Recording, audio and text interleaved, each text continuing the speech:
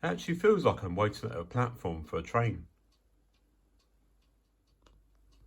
Hello and welcome to Langley's Trains. In this video I'm going to talk about this DC shuttle piece of electronics, which is crudely wired up to this oversized flyover here. Just going to go through a few updates. Got a nice cup of tea waiting.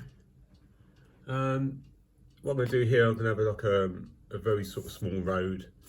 I'm going to have some little model cars on it, and I'm going to name this bridge Train Spotters Bridge. I'm going to put a few girder bits on there, like so, paint them red, make it a little bit rusty, and put a few models on there looking for trains, taking photographs and things. Not entirely sure what's happened here. Look at all this stuff here. Anyway, so I'm going to have to try and sort of mould that in somehow.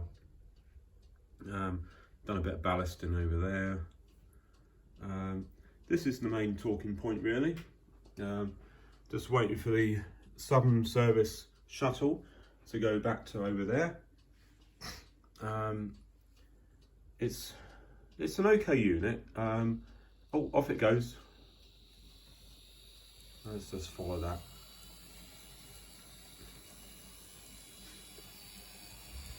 There it goes. And should stop. Right, how I've wired it up. This is just follow the instructions. I've crudely wired it up here with some solder. You have to have a brake. Let's get my pointer. Where's my pointer? There's my pointer.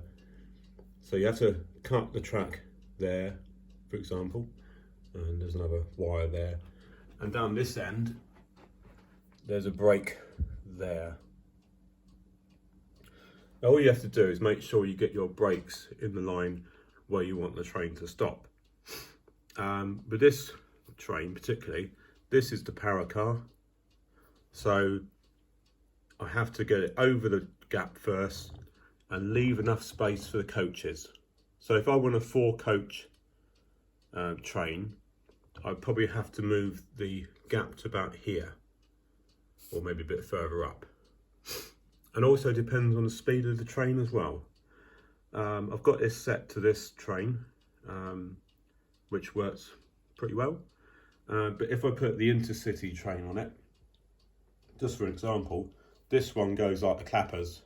So you have to sort of wind it back in, because otherwise if it goes over the brake, it would just shoot off and go over to there, or off the track.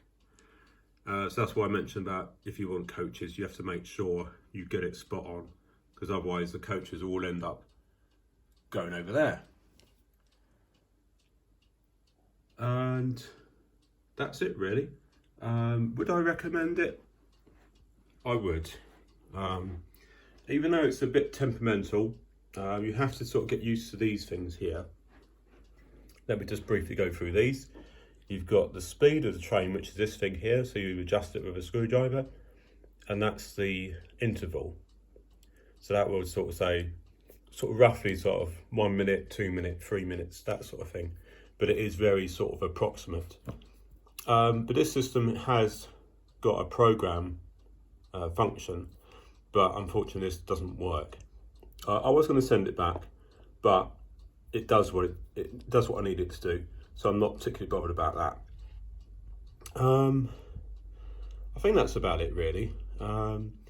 It's a good way of getting some sort of automation to a DC layout, and this is the major plan really, is to have like a shuttle service going backwards and forwards on this oversized flyover.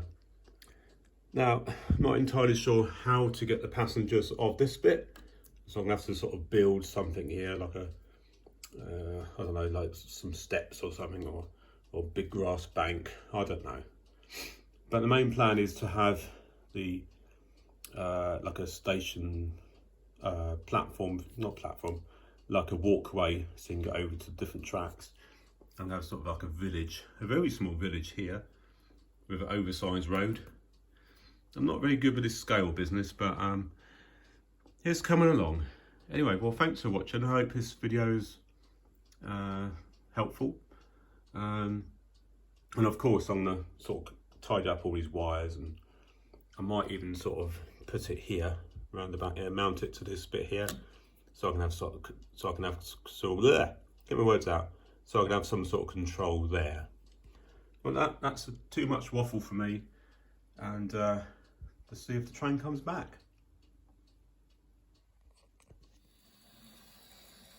There we go, just about got it in time.